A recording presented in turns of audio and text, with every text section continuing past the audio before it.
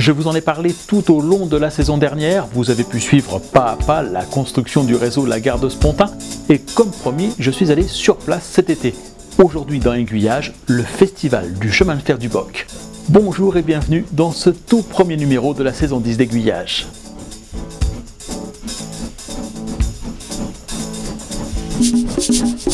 Spontin, c'est dans la partie wallonne de la Belgique, plus précisément dans la province de Namur. Et le temps du week-end prolongé du 15 août, c'était le cœur du festival annuel organisé par l'ASBL Patrimoine ferroviaire et tourisme. Une association qui gère un très gros parc de matériel roulant réformé par la SNCB, la Société nationale des chemins de fer belges.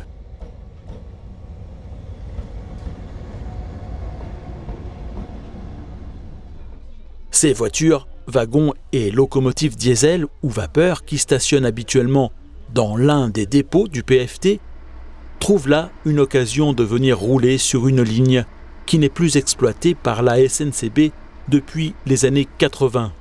La ligne 128, reliant Ciney à Ivoire, que Patrimoine ferroviaire et tourisme exploite partiellement le reste de la saison, tous les dimanches et jours fériés, de juin à septembre, à l'aide principalement de petits autorails de la série 46. Cette année, les conditions d'exploitation étaient un peu particulières, car Infrabel, le gestionnaire de l'infrastructure ferroviaire belge, a procédé à des travaux sur la ligne 162, dite du Luxembourg, afin de pouvoir augmenter la vitesse de circulation des trains en augmentant le rayon des courbes rencontrées sur la ligne. Or, sur quelques centaines de mètres, celle-ci est voisine de celle exploitée par le chemin de fer du Boc, qui a dû être déplacé de quelques mètres.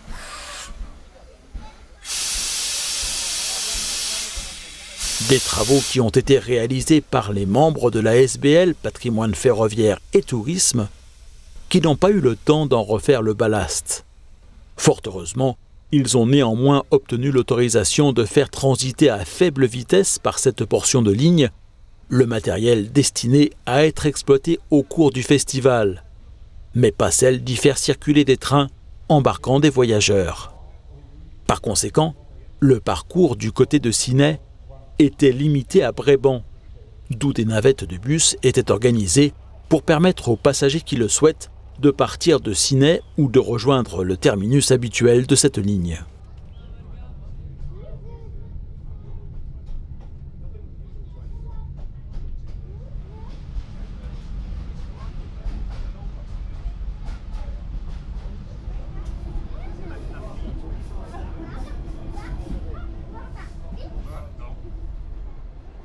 Entre Ciney et Brébant, les deux lignes ont été établies en parallèle. Puis, la ligne 162 oblique vers l'ouest, en direction de Spontin et de la vallée de la Meuse. Elle suit celle du Boc, qui en est un affluent. La rencontre entre les deux rivières se fait à l'autre extrémité de la ligne.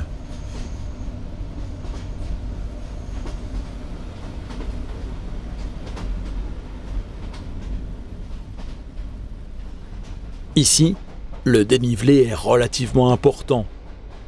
Pour limiter la rampe à une valeur de 16 pour 1000, une tranchée a été aménagée pour y loger la voie ferrée.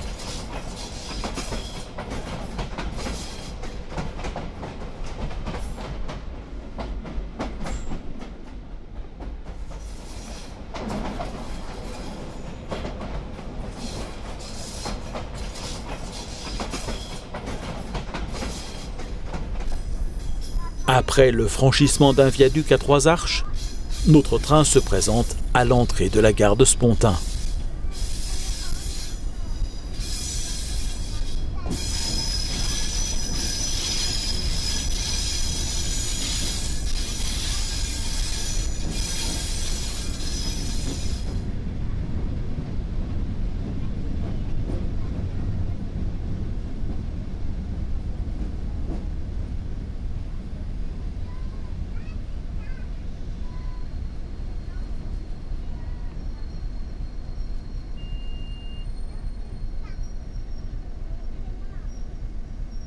Sans surprise, le signal est fermé. Spontin, première gare de croisement que nous rencontrons sur notre chemin, est le cœur du festival. C'est là que les locomotives à vapeur sont mises en chauffe, font leur plein en eau et en charbon.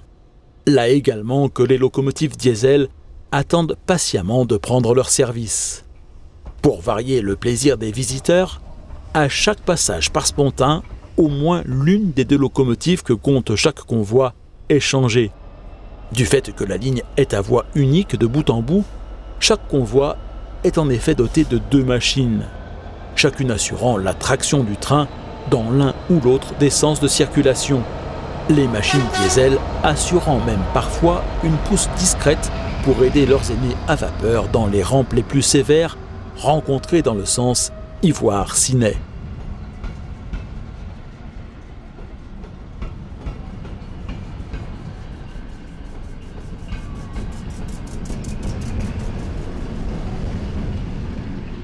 Durant le festival, les horaires des trains sont cadencés. Il y en a un toutes les heures dans chacune des destinations. Au total, ce sont 3 rames historiques qui assurent le spectacle.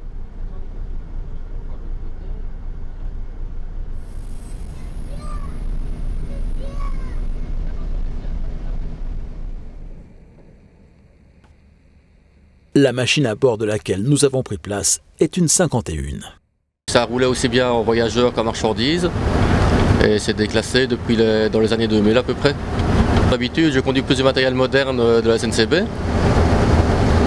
J'ai commencé il y a une dizaine d'années où le PFT recherchait certains conducteurs qui avaient des licences Infrabel pour pouvoir rentrer en gare de Ciney.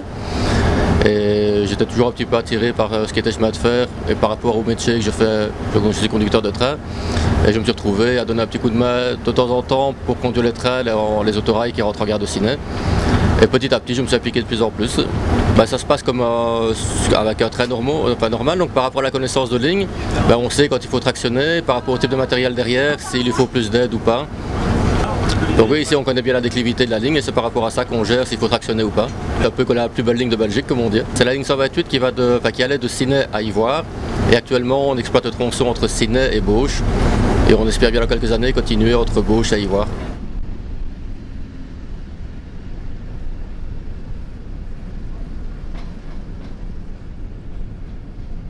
En sortie de la gare de Spontin, notre train s'engage dans l'un des 5 tunnels de la ligne. Il mesure 500 mètres. Le plus connu de ces tunnels est celui d'Ivoire. Il doit sa notoriété au fait d'avoir abrité le train d'Hitler en octobre 1940, alors qu'il se rendait à Montoire, en France, pour y rencontrer Pétain. Je vous ai d'ailleurs raconté cette histoire dans un autre reportage consacré au chemin de fer de la vallée du Loir, qui dessert précisément ce lieu de mémoire et où un autre tunnel ferroviaire a servi au même usage.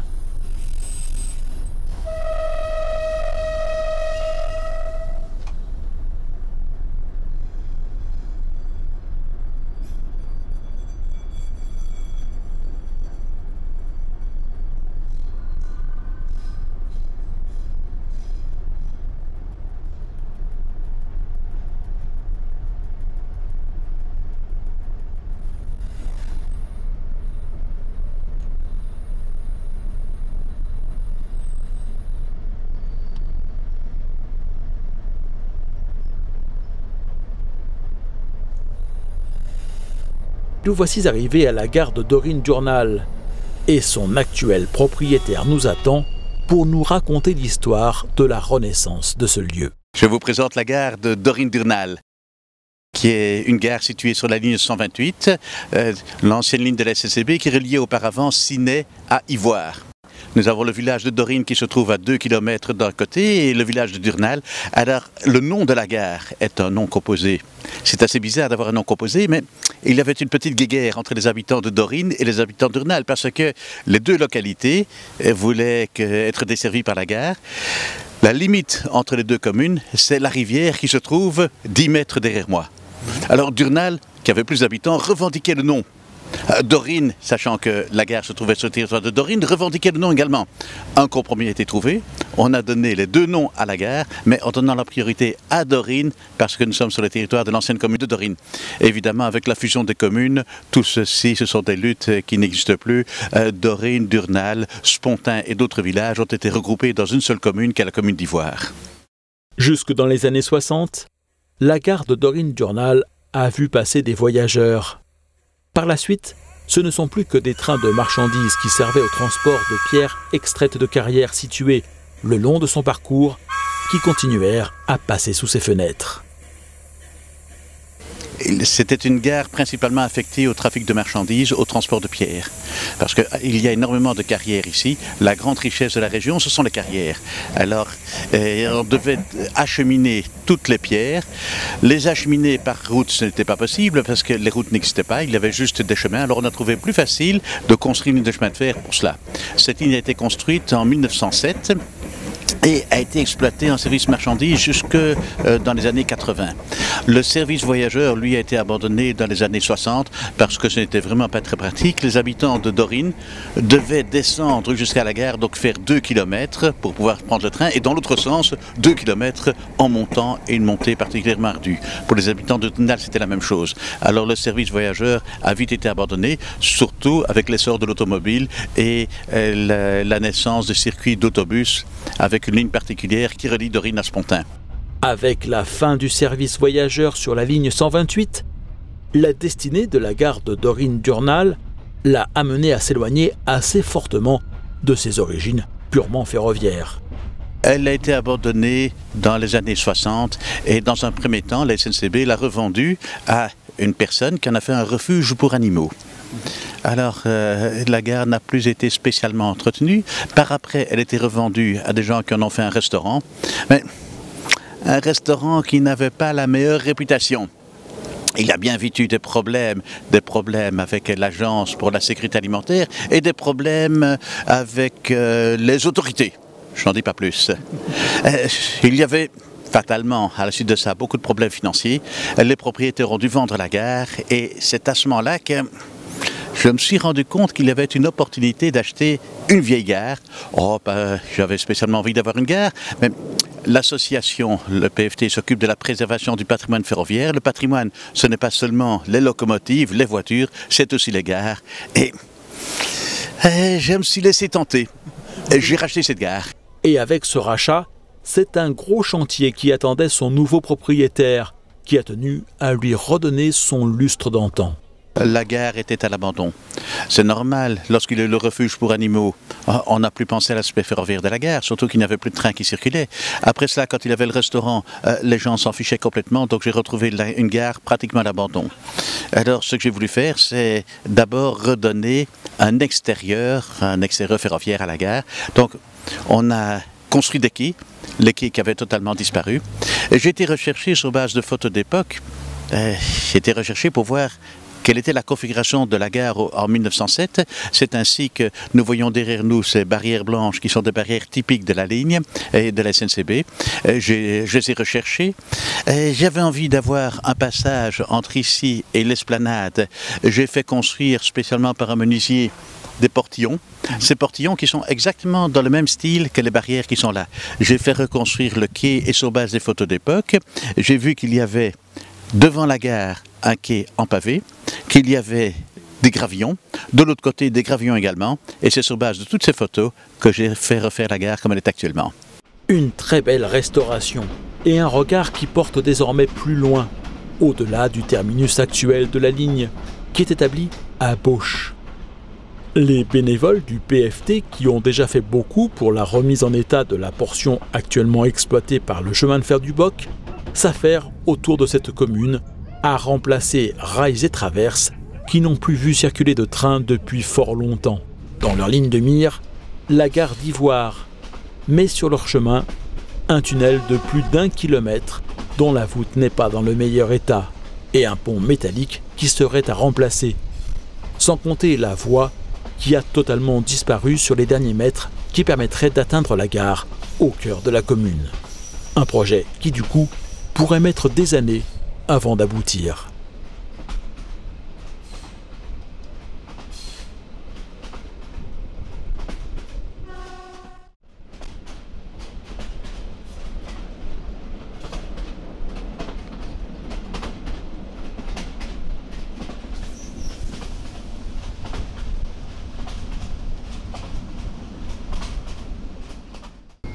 En attendant le prochain festival, les petits autorails du chemin de fer du Boc circulent régulièrement de juillet à début novembre.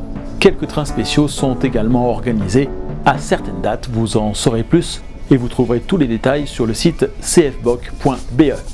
Et le reste du temps, les bénévoles du PFT s'attachent à poursuivre les travaux de restauration de la voie et s'enorgueillissent de pouvoir parcourir en train chaque année quelques centaines de mètres supplémentaires sur cette ligne qu'ils considèrent comme étant la plus belle des lignes de Belgique. La semaine prochaine dans Aiguillage, nous nous rendrons à Amiens pour parcourir une exposition organisée au printemps dernier par l'association des modélistes Amiens Longo. Merci à toutes celles et à tous ceux qui ont permis à cette nouvelle saison de voir le jour. Soutenez vous aussi Aiguillage en devenant à votre tour un aiguillonnaute VIP. Vous contribuerez ainsi à ce que ce magazine continue d'exister. Et pour un montant laissé à votre libre appréciation, vous pourrez accéder à une version sans publicité des reportages d'Aiguillage et à la possibilité de les télécharger en haute définition et en toute simplicité.